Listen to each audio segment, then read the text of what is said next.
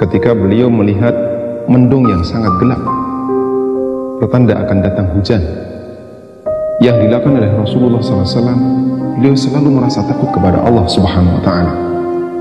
Disebutkan dalam hadis yang diriwayatkan oleh Imam Ahmad dari Aisyah radhiyallahu anha, beliau mengatakan, "Kana idza ra'a nashi'an fi ufuqin taraka 'amalahu wa in kana fi salatin." Rasulullah SAW ketika melihat sesuatu yang menakutkan di langit, mendung yang sangat gelap, beliau tinggalkan semua aktivitasnya, sampai pun ketika beliau sedang sholat. Dalam riwayat Bukhari Muslim, Aisyah juga menceritakan, "Idza takhayyala fis sama' taghayyara lanuhu." Apabila ada mendung gelap di atas, maka roman muka Nabi SAW berubah, terlihat seperti orang yang sangat ketakutan. Beliau keluar masuk rumah, datang pergi. Fa idza matarat surya anhu. Namun ketika hujan turun, barulah kelihatan wajah gembira di muka Rasulullah sallallahu alaihi wasallam. Kata Aisyah, "Araftu dzalika fi wajhihi." Saya tahu itu karena melihat wajah Nabi sallallahu alaihi wasallam. Aisyah merasa keheranan dengan sikap Nabi sallallahu alaihi wasallam.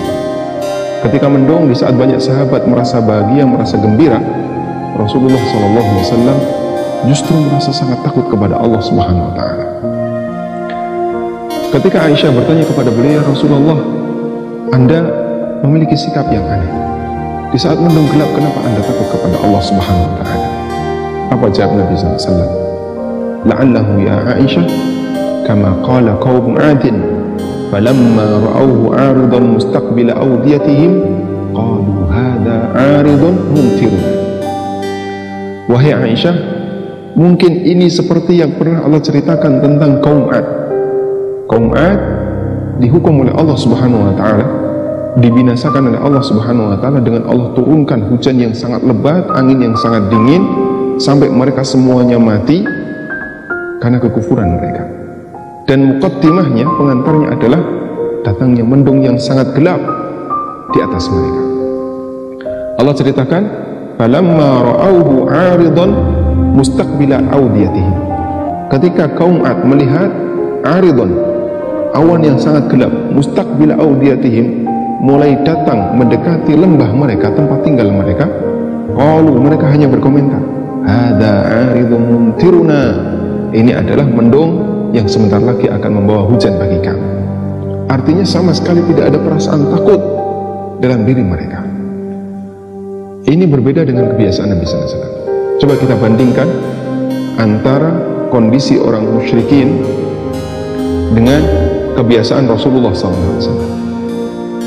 Ketika Nabi SAW melihat suasana langit yang gelap, yang menakutkan, yang terjadi, Rasulullah SAW takut kepada Allah Subhanahu wa ta'ala. Karena beliau khawatir jangan-jangan ini adalah muqaddimah adab untuk umatnya. Berbeda dengan orang musyrik. Orang musyrik melihat suasana semacam itu, sama sekali tidak ada perasaan takut kepada Allah Subhanahu wa ta'ala. Sehingga yang terjadi, mereka hanya komentar, sebentar lagi turun hujan. Ada sesuatu yang lebih mengherankan lagi. Jika kita saksikan, banyak masyarakat di tengah kita, ketika mereka melihat peristiwa alam dan fenomena alam yang menakutkan yang terjadi, bukannya mereka takut kepada Allah Subhanahu wa ta'ala, namun yang terjadi adalah mereka akan mengeluarkan HP mereka, mereka mengeluarkan kamera mereka, kemudian potret sana, potret sini, bahkan selfie di depan peristiwa yang menakutkan tadi. Mungkin kita masih sering melihat ada orang yang selfie dengan background angin lesus, dengan background puting beliung, dengan background misalnya kilat yang menyambar, dengan background suasana-suasana yang menakutkan, seolah itu sesuatu yang membanggakan. Yang kita pahami, mereka tidak takut kepada Allah Subhanahu wa ta'ala.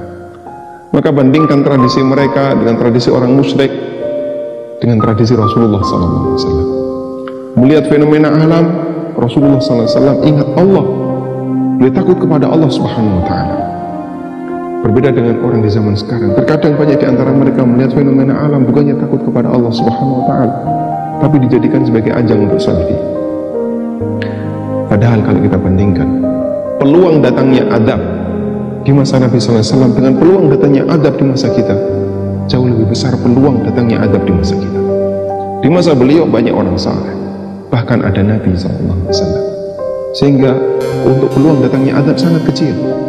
Tapi di masa kita, Masya Allah, manusia banyak melakukan kemaksiatan, sehingga peluang datangnya azab bisa jadi lebih besar. Namun suasana hati yang berbeda. Rasulullah SAW semakin takut kepada Allah ketika beliau melihat suasana gelap semacam itu, suasana fenomena alam yang menakutkan. Tapi kita justru malah membanggakan, tapi kita justru malah senang, merasa bangga, bahkan menggunakannya sebagai background untuk fotografi. Perlu kita pahami bahwa Allah Subhanahu wa Ta'ala menurunkan berbagai macam tanda kekuasaannya. Peristiwa-peristiwa besar itu tujuan besarnya adalah agar kita takut kepadanya. Allah berfirman, "Wa ma nursilu bil ayati illa takhwifa." Tidaklah aku mengirimkan ayat-ayat tanda kekuasaanku kecuali untuk menakut-nakuti mereka. Maka tujuan besar Allah ciptakan, Allah tunjukkan kepada kita berbagai macam fenomena alam yang luar biasa adalah agar kita takut kepada penciptanya.